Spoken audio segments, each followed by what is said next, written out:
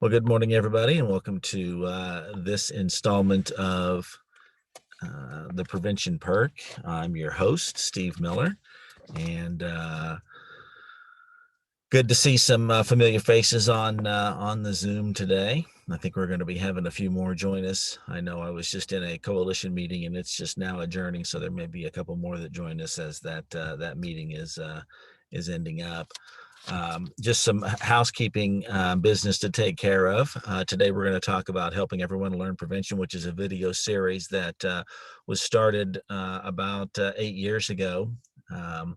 And we'll just talk a little bit about that history and what we've done with it and what we're hoping to do with it. But first, I wanted to let you know that we have 4 more segments coming up in our queue for now. On April 15th, we will be talking with Sunny Nut, Tad Peters, and Maggie Rollwagon about interpersonal violence and the annual Stop the Violence conference that they'll be putting on later this year. And then on May the 6th is a conversation with Lisa Etter about foster families and the foster parent appreciation event. And then we'll talk about all things mental health first aid with Algie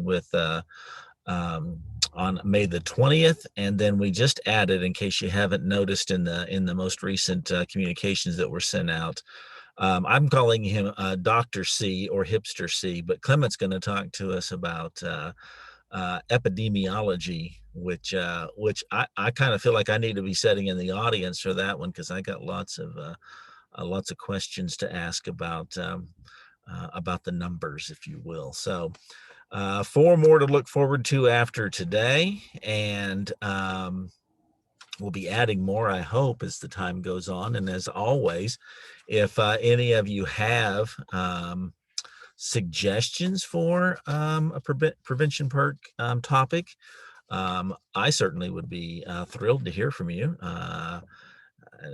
Anything that has to do with substance misuse, behavioral health issues, are certainly things that we would like to address. So, and that doesn't mean that I have to know anything about it. Doesn't necessarily mean that you have to know anything about it. We'll find someone who is an expert about said topics and invite them to be a part of the program. So, looking forward to that. We'll go ahead and launch into today's topic. Like I mentioned, it is helping everyone learn prevention. We refer to it simply as the Help video series. And when I started thinking about this, it's just kind of amazing how far we've come since we started this. It was launched. I don't know when we actually started recording. It was launched back on October 29th, 2013. That was the first video that we posted under the heading of helping everyone learn prevention. And it was the topic was a very timely subject at the time. It was what's cooking in your neighborhood, and it was about meth lab awareness in our communities. And that was a lot of what prevention was about then, a lot of what we were talking about, because of the danger behind methamphetamine manufacturing and all too often some of the explosions that might happen as a result of that, or some of the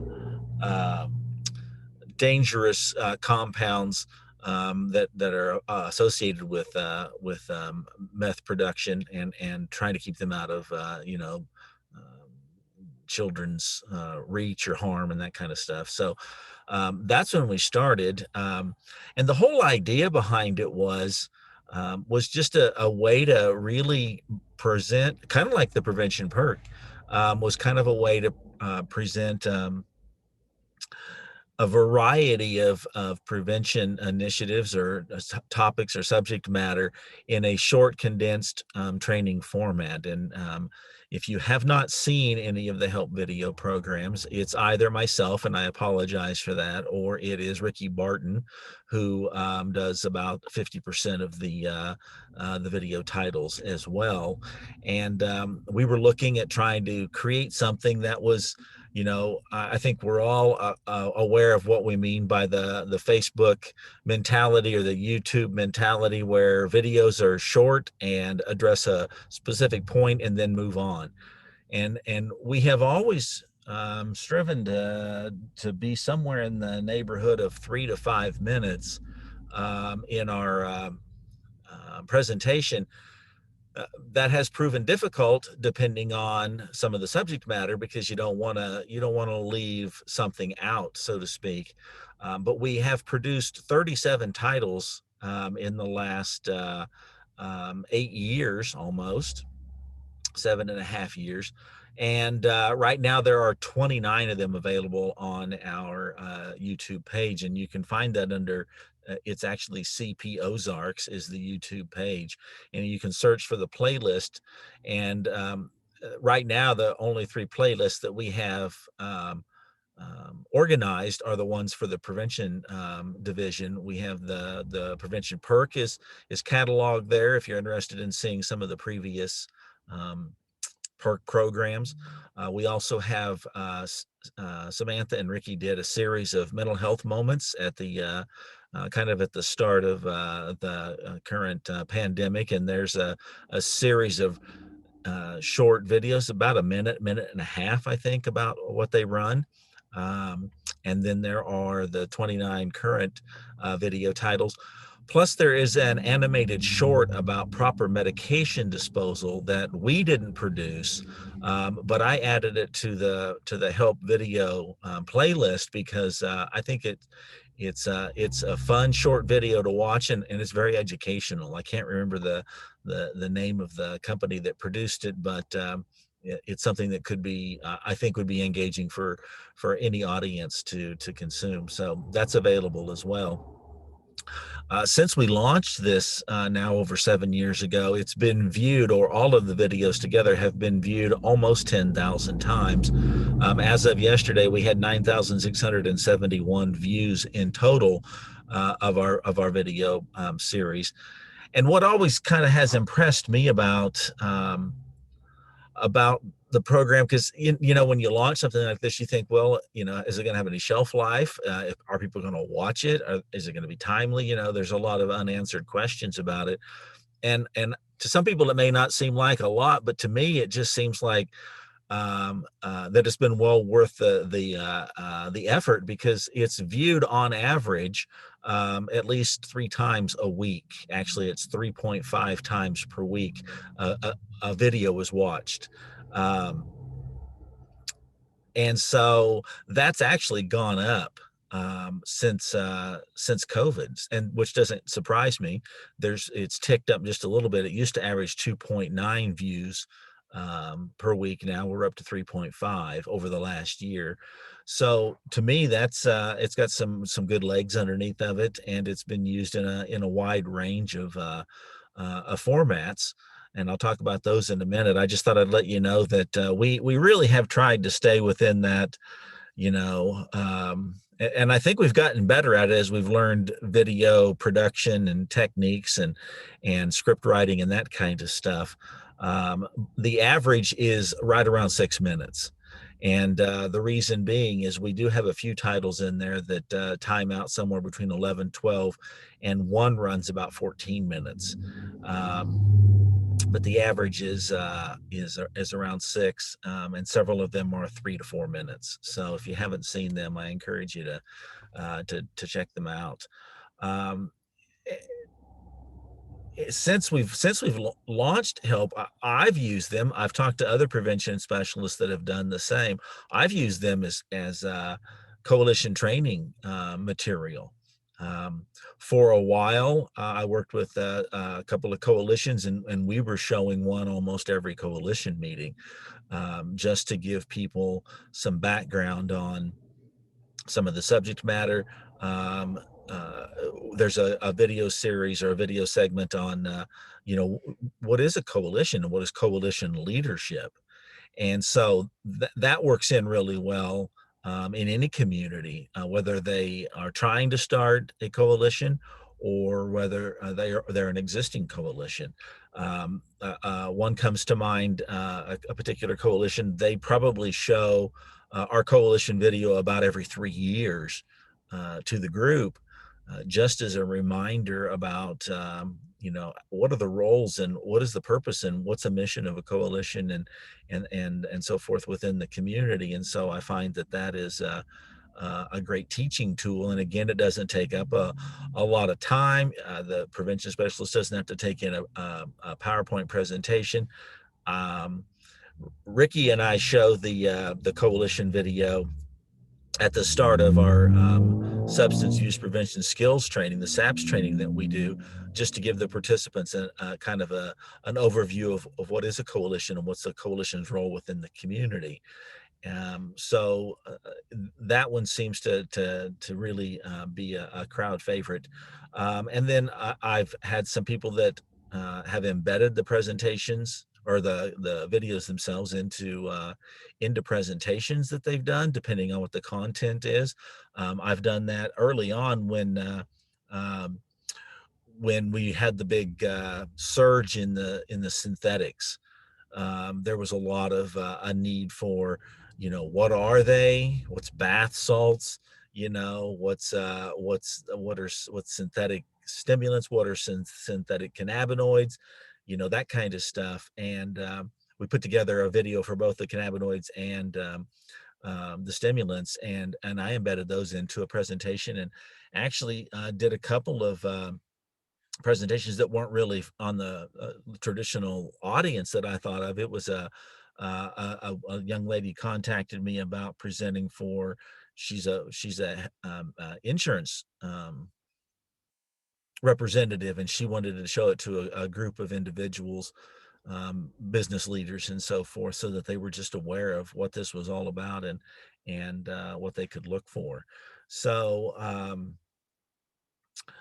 Sam put in the chat, which is a good idea. The coalition video is also a great way to include in an introductory email when reaching out to someone who attended a coalition meeting for the first time. And great, thanks, Sam. It's a good way to really just tell people, what it is that we're trying to do, because you know, when I introduce myself, in public or at a coalition meeting or something, people automatically think, oh, so you work in schools, and that can be a part of it, but it's a lot broader than that. And it can run the gamut of, oh, so you're the one that does this kind of work. And it's like, no, I'm not the one that does this kind of work. I'm the one that tries to help communities do this kind of work. And that's really when we start talking about, what is a coalition. And then I have heard of people using the videos in a classroom session, whether that's K through 12 or at the college level. I presented every semester for a very long time for an instructor at Missouri State. I did the meth awareness presentation, but she showed one or both of the videos that we have on methamphetamine to her class, kind of as a prelude to me coming in and doing the formal presentation about it. And then we've used it internally as a way to train staff members that are coming on board. I know that's part of like their introduction to our division, is just to understand a little bit about drugs of focus, what is a coalition, mental health awareness, all of that. And so we've covered a number of those topics. So it's a great way to learn a lot in a very short period of time.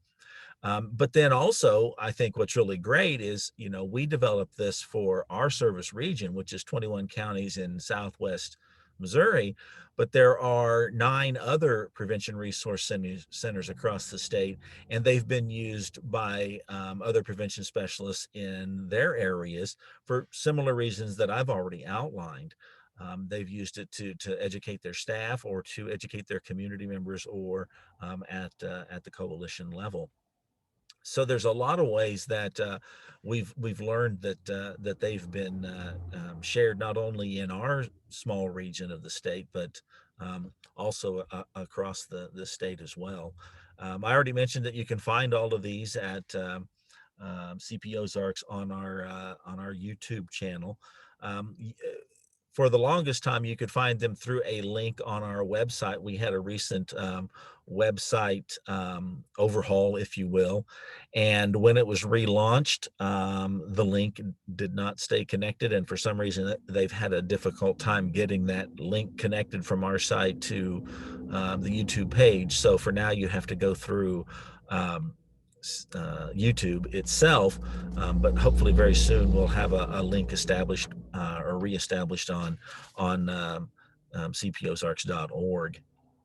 One of the things that I mentioned, the synthetics, um, if people in the audience remember when those things first started to impact our community, it was a big scare. It was like, people just didn't really understand what it was all about. And of course, when we would, the term was bath salts, people were like, so they're snorting Calgon, it's like that just didn't make any sense. And so there was a little bit of a learning curve on that. But what I've realized when I look back at some of the numbers that are associated with the views of some of these videos, it kind of became aware to me that some of these videos followed certain trends that were happening. For instance, one of the videos from the very beginning, which had a huge following, was the video. There's two videos on methamphetamine, and for the longest time, they were head and shoulders above all the others in viewership. But that was because it was one of those things that was trending in our culture as far as awareness and fear and misunderstanding. So people were tuning in and trying to get more facts from that. But then the same thing started to happen after a while, where some like the synthetics came along, and if you see the numbers early on, they trended, and you could see which videos were had the biggest interest by the community. um, and so one that in the last probably in the last year to two that really just speaks to where we're at is the signs of suicide video that we did. And it's a very informative video, and it's sought after. It's been viewed a lot, and it's sat there for a while, and it may have been that the audience didn't know that it was available. I don't know the backstory on it, but it started getting like 100 and 200 and 300 views each quarter. And then another one that really has had some great success and is currently the most viewed video that we have is the one on bystander awareness, the Green Dot program. And I think that they do a great job of training in the community, and then people go and use that as a resource later, either to show other people or learn from themselves. But that has been viewed a lot. And then it seems like each time we have the drug takebacks, if we do them in April and October, you can see a spike in those videos being watched. So it's great to see that those numbers get out, and that people then come back to community partnership to watch these videos and learn from them. Again, they're short segments, and it's the kind of thing where as a new staff, I know that Christina and Amanda recently watched each one of them within the series. I think Christina told me she watched all of them twice. So bless her heart for having to sit through me twice on any given day. But it's a great way to learn from the entire series.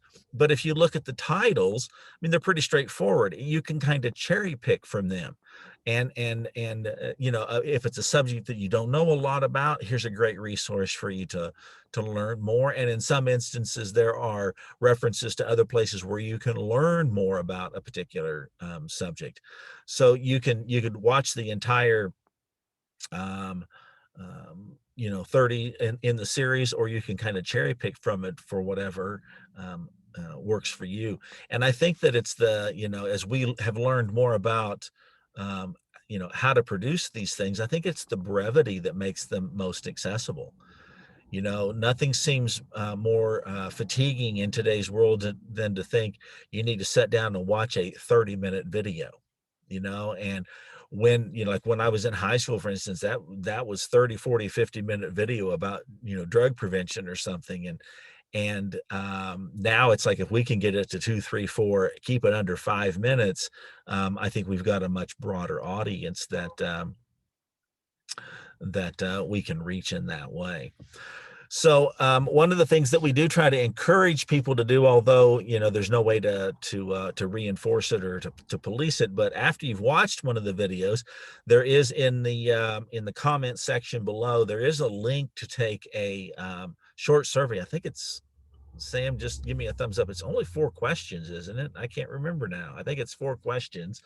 It's that just to ask about your awareness about the subject matter. So after you've watched a video, we would encourage people to just take a few minutes and answer that survey, and of course provide any kind of feedback on any of the subjects, or subjects that you think we're missing and that would be great to include in the lineup. We also love it when we hear that someone has forwarded our series on to someone else. I shared this with such and such, or I found out about this and sent it off to someone else. So after you've dipped your toes into it, so to speak, share the link with someone. Um, and it's a great way to get the word out there. Of course, using them, I've already mentioned, as training opportunities, whether it's for yourself or staff members or other prevention specialists. Those are just some ways that you can help us to increase or improve what we're doing with the video series itself. One thing that I did want to mention, and I think I brought one with me in my makeshift office here, um, front seat of the car. We do have, I don't know if those are showing up or not, but we do have these bookmarks, and I don't know how many we have left, but there was a good sized stack. So if there's anybody that's viewing this today and would like to have one of the help video bookmarks, it just has a list of all of the available titles on the back side of it. Of course, a place where you can web link to them. So it's just a great way to share that resource with the community. So if you'd like to have some of those made available at a coalition meeting or at a particular location in your community, please let myself know, or the prevention specialist that works with you at the coalition level. We do have some videos that are in the pipeline, so to speak. Um, the last prevention perk that we did, if you were here for that, we talked about the 7 strategies for community change, and that's a title that Ricky will be doing a presentation on or a video on for the Help series. And then I've been working on a script to address risk and protective factors. We've kind of started out with trying to tackle it all in one fell swoop, and I think it's going to end up being 2 separate videos, just to try to flesh out those subjects a little bit better and not discredit the importance of either one of those. And then actually, I was talking a little bit about this program yesterday with Jill, and she made the comment about, wouldn't it be cool if there was a drug trends um, video available. And that was something that we had talked about through Drug Endangered Children a few years ago, and actually had worked it out with local law enforcement to cooperate with us and let us take pictures from their confiscation closet, or whatever they call it. Um, and I don't remember, I think we had a different um, communications director then, and he had left, and it just kind of got lost to the side. And the trick is that changes so quickly. Updating the video would probably be something that we'd have to be cognizant of, but I think it would be great to have something that we could show in a short format that would kind of not only talk about trends, but also about just some awareness about what packaging might look like and that kind of stuff. And what makes me think that is because if you've seen the Tall Cop Says Stop presentation, that's really a lot of what he does, is just creating awareness for what packaging looks like and what drug culture lingo and, you know, representation of that culture looks like. And I think that if we could capture that in a short video, that would be very helpful. So if you have some other ideas, those are just three that I wrote down. I know that two of them are in the pipeline, and hopefully we'll have those coming to you sooner rather than later. So that's kind of just a brief overview of the Help series and what we've done, where we've gone with it, where we're hoping to go with it. So I would entertain questions from the audience this morning about any and all the above. If you just want to unmute yourself or type it in the chat. I think one came in, another one from Samantha. I guess you're referencing the drug trends, that'd be a good idea, and then update it every 2 years when the MSS data comes out, which would be fantastic if we could come together and pull something with law enforcement, because I think that was key, is being able to have some representation of what certain drugs look like, especially for identifying them, parents being able to identify and things like that. And you have anyone else questions, comments, concerns? I have a question. Yes. Have you ever a coalition doing something with help videos and grant? You cut up on me, Sam. I didn't hear that. Sorry. I'll put it in the chat. Okay.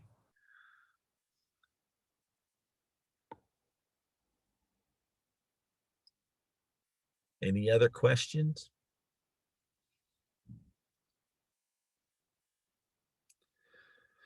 Have we ever had anyone use the help videos with their mini grant? No, but that's a great question. I think that you could put together maybe a series of community trainings, or a number of different ways that you could get creative with it. I think that that's probably been the most challenging thing. It's been easy to come up with topics and to put together the videos, but it's finding new and innovative ways to get the word out or to market the catalog so that, you know, it's available. And you know, there's so many things coming at us every day. Remembering that this series actually exists and is available at the coalition or community level. So that would be kind of fun.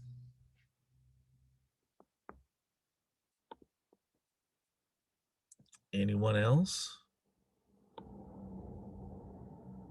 It's always easier to ask the question now than in 15 minutes after we've turned off the channel.